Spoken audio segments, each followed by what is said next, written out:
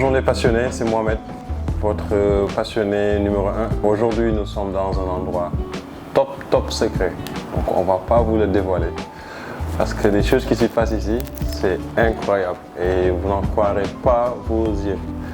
Donc, aujourd'hui, nous sommes avec une personnalité. En tout cas, on peut considérer qu'ici, c'est le temple de la collection de maillots de foot au Sénégal. Ou bien l'un des temples, ou bien l'un des musées. Et je suis très content, très heureux d'être là. Donc sans plus tarder, on va vous le présenter. Bonjour Hassan. Bonjour. Ça va, comment tu vas? Ça va bien avec vous. En tout cas, c'est un plaisir. Merci de nous avoir accueillis chez toi. C'est un plaisir. On ne va pas dévoiler le nom, on ne va pas dévoiler ta face aussi. Ouais. Mais quand même, voilà, on tenait à te remercier déjà pour avoir accepté l'invitation. Donc aujourd'hui, tu peux nous dire en quelques mots, c'est qui Hassan? Ouais, bonjour. D'abord Mohamed et merci d'être venu. Et c'est toujours un plaisir de parler de quelque chose qui nous passionne. Depuis quand est-ce que tu as commencé vraiment à t'intéresser à la collection de maillots de foot vintage? Au fait, au début, c'était pas un truc de collectionneur. C'était juste un truc de genre, j'étais vraiment passionné par les maillots. Et mon premier maillot m'a été offert en 1995. Et malheureusement, c'était un maillot de Marseille. Parce que lui, c'est un supporter du PSG. Ouais, donc, en tout cas, on se retrouve là-bas parce que moi, j'aime bien les maillots du PSG des années 90. Bien vrai que je ne les supporte plus. Je supporte Marseille en France. Mais donc, lui, voilà, son premier maillot, c'était ironiquement, ironie du sort, un maillot de Marseille. Voilà. Et après, c'était un maillot de Nantes. Et au fur et à mesure, j'étais de plus en plus passionné par les maillots. Au début, vers les années 95-96, il n'y avait pas beaucoup de maillots et tout. Donc moi, mes maillots, c'était pour les cérémonies, c'était pour les fêtes et tout. J'en profitais pour les porter. Attends, tu partais aux cérémonies avec des maillots de foot? Ouais. Les gens étaient en boubou et Hassan était en maillot. Donc c'était... En tout cas, c'est une première, quoi. Voilà. Donc à chaque fois, les gens me reprochaient de tout le temps être en maillot. C'est sûr. Et c'est des maillots que je regrette même n'avoir pas gardés parce que honnêtement, c'était des maillots qui pouvaient valoir beaucoup si je les avais gardés quand même. Et au fur et à mesure, j'ai commencé à contaminer quelques cousins et tout. Après, les maillots ont commencé à être de plus en plus accessibles et on commençait à en avoir petit à petit.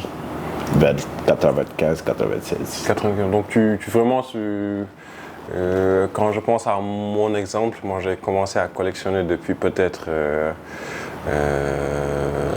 2019, 2020. J'avais des maillots auparavant. Ouais. Mais si je prends ton exemple, c'est depuis quand même 95 que tu as eu l'idée de garder les pièces. En fait, non. C'est là, 95-96, j'ai commencé à avoir des maillots. J'ai commencé à avoir l'idée de les garder vers 2010. Ok. Ouais. Vers 2010, je me suis dit que ça, il faut que je garde certains de mes maillots parce que d'abord, ça devenait de plus en plus rare de trouver ces maillots et certains des maillots, les joueurs avaient déjà pris leur retraite et tout. Donc je me disais que si je les garde avec les machines et tout, je vais plus pouvoir en avoir. Donc j'ai commencé à les garder et je me disais qu'un jour, je les mettrai quelque part, je ne sais pas où, peut-être dans une maison. Du coup, c'est quoi le déclic donc? C'est quoi le déclic de la collection en 2010? Pourquoi en 2010 seulement? Qu'est-ce qui t'a incité? Qu'est-ce qui t'a inspiré par exemple? En fait, en 2010, j'avais un de mes amis qui m'avait vendu un maillot de Ronaldo. Ronaldo R9. R9, ouais. R9, R9 le numéro 1 Ronaldo. Ouais. Étant étudiant, il me l'avait vendu quand même assez cher. Et au début, je le portais. Et après quelques lavages, le maillot, il a commencé à changer, à déteindre et tout. Je me suis dit, ça, si je ne le garde pas, je risque de le gâter. Et je me suis dit, pourquoi pas arrêter de le porter. Et un jour, peut-être, je vais rencontrer Ronaldo et il va le signer pour moi. Vu que tous mes amis, ma famille, ils savent que j'ai un fait pour les maillots. c'est facile de donner un cadeau à Hassan, quoi. Tu viens en vacances, moi j'ai pas besoin de parfum, rien du tout. Tu me donnes un maillot, je suis content. Tu cliques, ouais. Tu connais un joueur, moi j'ai pas besoin de place ou de match ou juste le maillot. Et ça me va. Si on reprend, donc 2010, tu as commencé à collectionner et au fur et à mesure, bon, tes parents ou bien tes proches commencent à t'offrir des maillots. Ouais. Moi, la particularité que je vois, c'est qu'aujourd'hui, la plupart de tes maillots sont des maillots signés, portés par des joueurs. Et donc, du coup, comment se fait ce link-là pour avoir, parce que ça ne court pas les rues d'avoir, j'ai vu des maillots de Neymar, des maillots de Messi, des maillots signés quand même. Donc, comment tu parviens à faire ces links-là? En fait, pour les maillots signés, si c'est des joueurs sénégalais, c'est un peu plus facile parce que des fois ils viennent en vacances. Et le truc le plus facile, c'est de faire signer un maillot à un joueur en amenant ton propre maillot. C'est pas genre tu viens lui demander son maillot et après non, tu viens, tu lui amènes son maillot, il est déjà hyper content que tu lui demandes pas. Oui. Et après ça va pas lui coûter grand chose de faire signer un autographe. Des fois il y en a même qui te demandent leur propre maillot parce qu'ils l'ont. Oui, parce qu'il y en a certains qui ne gardent pas leur maillot et aujourd'hui, grâce à toi, ils parviennent à retrouver des pièces qu'ils avaient perdues, quoi. Effectivement, parce que la carrière de joueur, elle est un peu courte et les maillots, ça passe vite avec la famille, les amis et tout. Tu donnes, tu gardes deux à la fin, il t'en reste un avec les déménagements et tout, t'en as plus et tu les perds facilement, quoi. Ouais. Et un jour, tu retrouves quelqu'un qui te les amène. Il y en a qui font tout pour les garder même. Donc, du coup, c'est comme ça. Et avec quelques connexions, quelques amis, des fois qui t'aident à rencontrer quelqu'un et tout. Et c'est comme ça que tu arrives à les voir et à faire signer tes maillots ou à avoir même d'autres maillots aussi. Ok, mais est-ce que les gens te contactent maintenant que tu as ta page où tu vulgarises, tu mets vraiment en valeur les maillots? Est-ce que tu as de plus en plus je prends l'exemple de la fédération, des gens qui te contactent pour vraiment avoir des pièces que tu... Ouais. Ça arrive. Bon, la fédération, ouais. Et tu peux faire des partenariats avec... Tu es ouvert à faire des partenariats? Ouais, je suis ouvert du moment que ça valorise les maillots et que tout le monde ait accès au maillot et que ça ne soit pas but lucratif, mais juste un truc de passion. Je suis ouvert à tout. J'avais même créé un site pour vendre. Et à chaque fois, mon problème, c'est que je mettais un maillot. Et quand on me contacte, on me propose un prix et tout. Je ne veux pas me séparer du maillot. Après, je te dis non, est-ce qu'on peut échanger ou... À la fin, après, j'ai enlevé même tous les maillots que j'avais mis sur le site. Et tu avais du mal à t'en séparer, quoi. Voilà. Ouais. Parce que je me disais que, des fois, en fait, tu peux te séparer de ce maillot, mais tu ne vas plus en avoir. Donc, je me suis dit, je vais garder les maillots. C'est ça, en fait. Donc, j'ai arrêté de vendre. Ouais. Et je me suis dit, je suis ouvert aux échanges. Mais là, je me suis dit que j'ai un peu quand même arrêté de collectionner. Parce que, en fait, mon but, c'était plus d'avoir deux équipes et j'ai pu réussir à avoir ces maillots. Donc, alhamdoulilah, quoi. Aujourd'hui, dis-nous, est-ce que tu as en tête le nombre de maillots que tu as? Sérieusement, non. On va faire un jeu. C'est plus de 100. Ah ouais, plus de 100 quand même, ouais. 500? 500 peut-être pas, peut-être je disais 300 peut-être. 300 maillots. Ouais. Mais quand même, c'est pas n'importe quel maillot, je pense. Non, il y a du tout. Il y a des maillots portés, il y a des maillots préparés, il y a des maillots version boutique, il y a des maillots... Réédition aussi, il y a du tout. Il y a du tout. Et chaque maillot a son histoire, comme on dit. Exactement, d'ailleurs, c'est ce que je voulais dire. Comment tu sélectionnes? C'est pas n'importe quel maillot que tu vas prendre, mais qu'est-ce que tu attends d'un maillot? Ou bien, est-ce que ça devrait te rappeler quelque chose? Ou bien tu aimes bien le joueur? Ou bien tu aimes bien l'équipe? Bon, je ne sais pas comment l'expliquer, mais comment tu fais pour choisir tes maillots? En fait, il y a plusieurs aspects. Oui. Moi, par exemple, étant supporter d'une équipe, je me dirais jamais que je vais jamais acheter un maillot de Marseille, par exemple, parce que je le supporte pas ou pas. Moi, du moment que c'est beau, qu'il y a une histoire derrière ce maillot, peut-être ça te rappelle un match ou quelque chose d'autre. Je suis vraiment ouvert à tout. Je suis vraiment open si ça a rapport avec un maillot. Donc, je n'ai pas de limite sur ça. Donc, il y a du tout. Il y a de l'histoire, il y a si c'est joli ou pas. Si tu aimes bien le joueur. Le joueur aussi, ça compte énormément. L'équipe aussi. Du maillot que tu portes là, c'était un maillot du Sénégal à la CAN 2004. Ouais. Après, c'est dommage parce que pour moi, ça fait partie des plus beaux maillots de l'équipe nationale. Malheureusement, je pense que cette CAN-là, on est sorti en quart de finale. Tu peux nous raconter je sais pas moi, une anecdote ou bien une situation où vraiment du pur hasard tu obtiens un maillot auquel tu ne t'attendais pas. Est-ce que tu peux nous raconter un exemple? Tu as un exemple quoi? Il y en a plusieurs. Parce que moi, chaque maillot que j'ai, d'habitude, il y a une histoire. Il y a des péripéties quoi. Voilà, j'ai pu même avoir un maillot que j'avais acheté sur un site de vente en ligne sénégalais. Oui. Et qui vend des articles de seconde main. Et j'ai vu que le gars qui avait posté ce maillot, il connaissait pas la valeur du maillot et tout. C'est un maillot que j'avais acheté même à 10 000 francs. Ouais. Et c'était un maillot de la France de 1986. 86 quand même. Ouais, Tigana. Et c'est un maillot qui m'a beaucoup aidé parce que c'est grâce à ce maillot que j'ai pu obtenir le maillot de Bouba Diop parce que je l'ai passé à un collectionneur français après multiples vérifications parce que en fait les maillots c'est un peu difficile de les authentifier, mais les anciens maillots, il y a tout le temps des sites, il y a des gens qui sont vraiment spécialisés dans l'authentification des maillots. Et il y a beaucoup de détails que, par exemple, une personne lambda ne peut pas voir, que eux, ils voient. Les spécialistes, ils parviennent à le différencier. Il y a sur les détails et tout. Et donc tu as pu aujourd'hui avec le maillot de Jean Tigana acheté ici au Sénégal, t'offrir le maillot ou échanger avec le maillot de Pape Bouba Diop je pense que c'est la Coupe du Monde 2002. Effectivement. Et voilà, donc c'est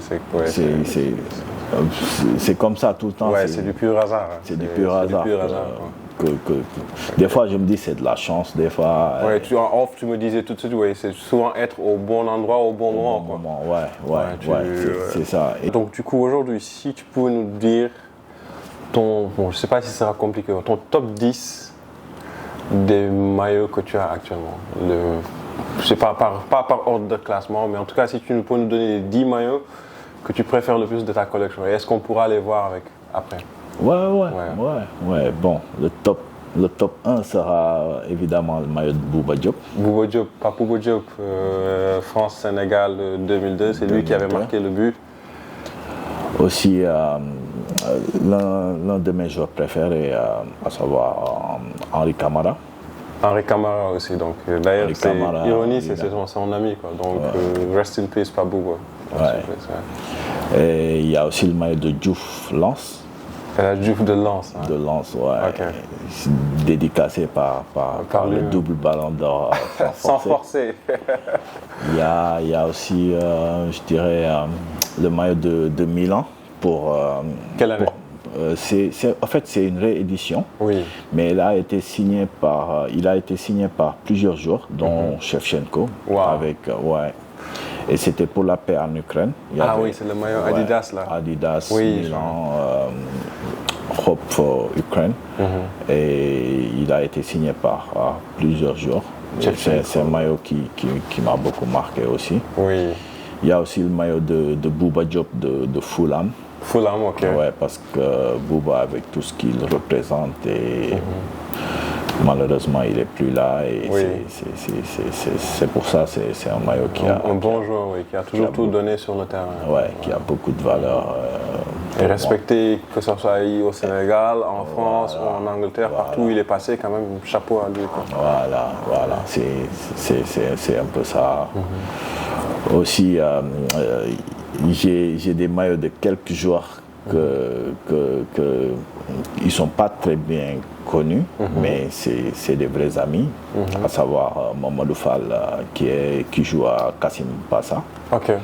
Et Seydina Issa Chaoulay aussi, qui jouait en Finlande et malheureusement a arrêté sa carrière à cause d'une blessure. Ok. C'est de vrais amis. Les maillots, je ne vais jamais les échanger. Cool. Il y a aussi quelques maillots qui sont pas des top joueurs, mais que j'ai eu vraiment des difficultés à les avoir. Par exemple, le maillot de Tony Silva. Parce que j'avais la collection des joueurs de 2002 et il me manquait le maillot du gardien. Okay. Donc j'ai dû chercher partout dans le monde et il y avait un collectionneur suisse, Adam Camiseta, il est hyper connu et tout. Et je lui ai envoyé un message, on a discuté, je lui ai un peu expliqué parce que c'était le seul que j'ai vu qui avait ce maillot. Et il ne voulait pas s'en séparer du tout. Mais après, je lui ai montré toute ma collection des autres joueurs et tout. Donc après, il a compris. Je pense qu'entre collectionneurs, il y a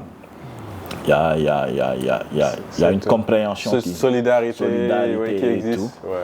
Et le gars top, un jour, il me demande mon adresse, je lui envoie et il m'envoie le maillot. Donc c'est un des maillots qui m'a beaucoup marqué aussi. Good. Je pense qu'on a fait les top 10. On a fait le top 10. Bon, de toute façon, on ne pourra jamais le terminer, mais en tout cas, on voit beaucoup plus que tu tiens vraiment à valoriser les maillots de nos joueurs, c'est-à-dire de nos anciennes gloires, quoi, de l'équipe nationale du Sénégal. Donc, et maintenant, en club, tu me diras aujourd'hui, j'aimerais savoir, tu penses que quel club a les maillots, en tout cas les plus beaux maillots de l'histoire? Je dirais le PSG, sans hésiter. Je dirais le PSG, même si ça va être contestable parce qu'il n'y a pas l'étoile. Bon, oui, c'est vrai. Mais je dirais le maillot de rêve que j'ai pas et j'aimerais bien avoir, c'est le maillot d'Auxerre. De 2001-2002, PlayStation 2, Kappa. Nice. Je pense que c'était. C'est un très beau maillot aussi. C'est un très beau maillot. New Foot, il en a un de Fadiga, il ne veut pas me le donner aussi. Bon, j'espère qu'il va le faire. Ah oui, en tout cas, oui, que c'était un très beau maillot. Je m'en rappelle avec Capo. Fadiga, il y avait Yann Lachouer, Philippe Mexès, Jean-Alain Boumsong, Djibril Cissé. Donc c'était une très bonne équipe. Il y a aussi le maillot du Sénégal de 2002. Je pense que Sénégal, oui, ça aussi ça fait partie des classiques. C'est des classiques, ça c'est le top des tops. Je pense que à chaque fois que tu portes, surtout à l'étranger, tout le temps les gens t'interpellent, les connaisseurs. Ils savent, ils se reconnaissent. Honnêtement, c'était l'un des plus beaux maillots quand même. Ça, je peux. Non, c'est vrai, c'est un des plus beaux maillots de l'histoire. En tout cas, merci Hassan. Donc, ce qu'on va faire peut-être, moi, on va passer voir un peu les maillots que tu as. Et on va y aller. Alors, les gars, ici, c'est le temple. C'est l'endroit top secret dont je vous parlais. Et je vais vous laisser découvrir par vous-même. Regardez-moi ça.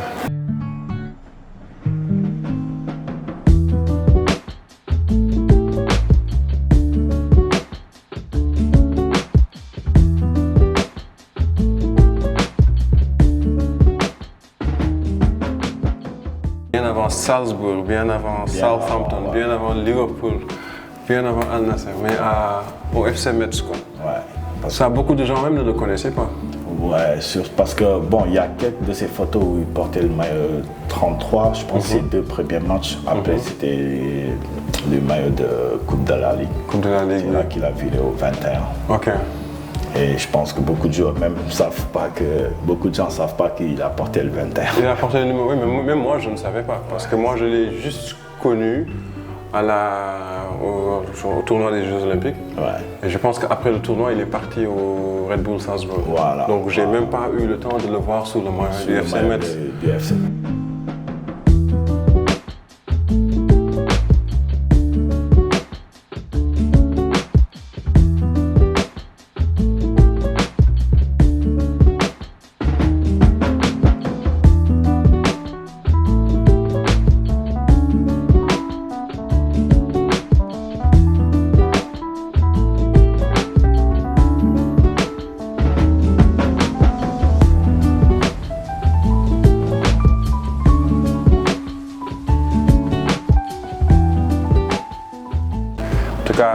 C'était tout pour nous aujourd'hui. On remercie Hassan. Donc, on va le laisser incognito, mais suivez sa page sur Maillot Collector Sénégal et vous verrez des pépites. Et certainement, vous pourrez échanger avec lui. Il est très ouvert, très open. Lorsqu'on l'a contacté, il nous a dit sans problème, les gars, venez et on va je vais vous faire entrer dans le temple. Donc c'était tout pour nous et merci et à la prochaine.